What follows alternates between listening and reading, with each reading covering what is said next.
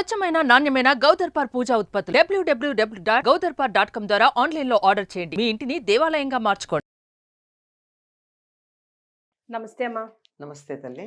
అమ్మ, పోలాల అమావాస్య వస్తుంది కదా, ఉమ్. అసలు ఈ రోజు ఏం చేయాలి, ఏం చేయకూడదు, ఈ పేరు ఈ అమావాస్యకి ఎందుకు వచ్చింది, ఏంటి విశిష్టత ఒకసారి గుర్తు చేయరా? అమ్మా, ఇది ఒక ప్రాంతీయంగా ఉండేటటువంటి ఒక కథ దీని వెనకాల ఉంది. అది కాక చెప్పుకున్నట్టయితే పోలా అంటే బాగా తిని అలా విశ్రాంతి తీసుకుంటున్నటువంటి ఒక వృషభం అని అర్థం. ఓ, కనుక ఈ రోజు వృషభాన్ని ఆరాధించే రోజు అని చెప్తారు. అంటే శ్రావణ మాసంలో చివరి కదా, ఇప్పటిదాకా పొలంలో దున్ని దున్ని దున్ని కాస్త విశ్రాంతి తీసుకుంటాయి. ఇక మళ్ళీ మళ్ళీ వేరే పనులు వచ్చేదాకా కాస్త రిలాక్సేషన్, ఎడ్లకి కాస్త అలా ఉన్నటువంటిది. దీనికి సంబంధించి శిలాదుడు అనేటటువంటి వాడికి సంబంధించిన కథ ఒకటి చెప్తారు. ఒకప్పుడు శిలాదుడు అనేటటువంటి ఒక ఆయన పొలాన్ని దున్నుతూ ఉంటే అక్కడ ఆది వృషభం రూపంలో ఈయన ఆవిర్భవించాడని, ఆ రోజు అతన్ని అనుగ్రహిస్తే నీకేం కావాలి అంటే, ఈరోజు నన్ను వృషభంగా, ఈరోజు నన్ను పూజించే రోజుగా పెట్టమన్నాడు అని చెప్తారు.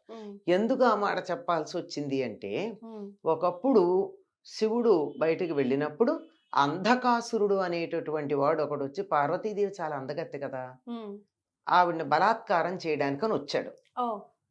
శివుడు లేడు అని తెలుసుకుని వచ్చేటప్పటికి గుమ్మంలో కాపలా ఉన్నటువంటి నంది అతన్ని అడ్డుకుని లోపలికి వెళ్ళనీయకుండా పార్వతీదేవికి కాపలాగా ఉండి ఆవిడ రక్షించే ప్రయత్నం చేశాడు. తప్పలేదమ్మా, తప్పదు కదమ్మా, తప్పలేదైతే.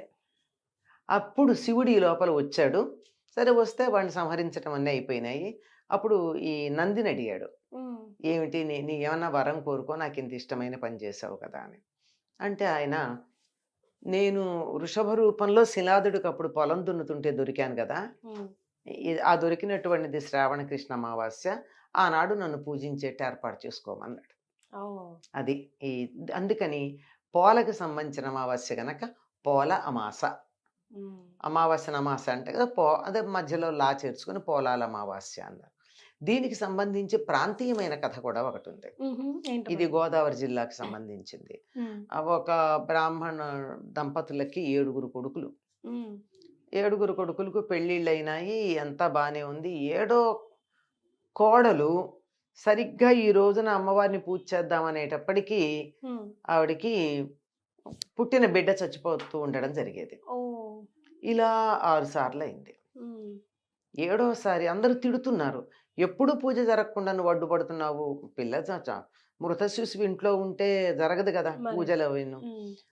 అప్పుడు వీళ్ళందరూ తిడుతుంటే 7వసారి ఏం చేసింది, మళ్ళీ కూడా ఇదే అమావాస్య నాడు ఆ బిడ్డ చనిపోవడం జరిగింది. అప్పుడు పుట్టిన బిడ్డ చనిపోతే మాట్లాడకుండా ఆ శిశువుని ఇంట్లోనే పెట్టేసి, చచ్చిపోయిన వార్త బయటికి చెప్పకుండా అందరితో వెళ్ళి గబగబా తను కూడా కలిసి పూజకి వాళ్ళకందరికి తను చేయలా సహాయం చేసి, అందరూ అయిపోయాక చీకటి పడ్డాకెళ్ళి ఊరి చివర ఉన్నటువంటి, ఊరి చివరన పోలేరమ్మలు ఉంటారు కదా, అంటే పొలిమేర దేవతలే పోలేరమ్మలంటే,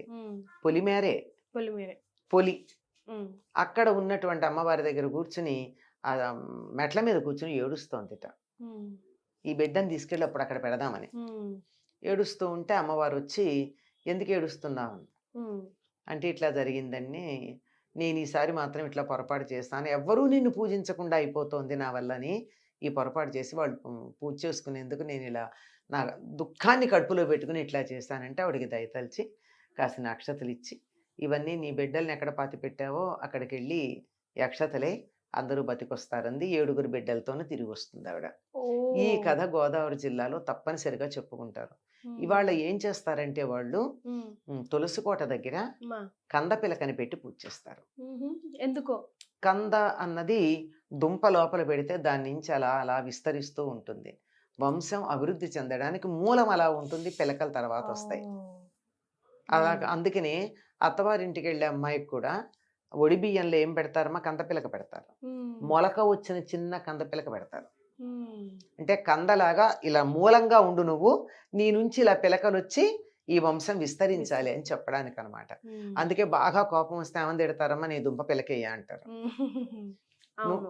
అది వినడానికి తిట్టులాగా ఉంటుంది కానీ ఆ శాస్త్రం తిట్టు ఇది. ఎంత మంచి ఆశీర్వచనం ఉమ్, అట్లా అనమాట. కనుక ఇట్లా పూజ చేసేటటువంటి పద్ధతి ఉంది.